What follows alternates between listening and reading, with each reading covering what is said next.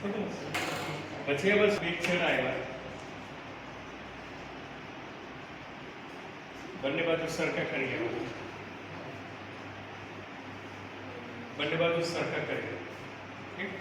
પછી એને ગાંઠ મારવા, કેવું કે ગાંઠમાં આમ જાય અંદર ઠીક.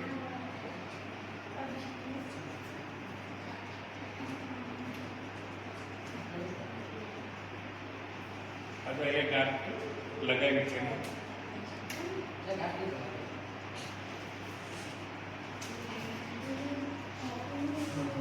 ઠીક છે. પછી આ જો ગાંઠ ખબર પડી,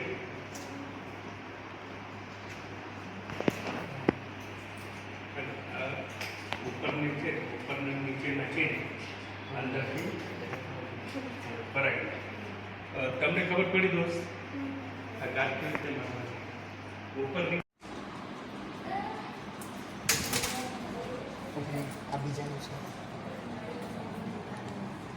સક્સેસફુલ.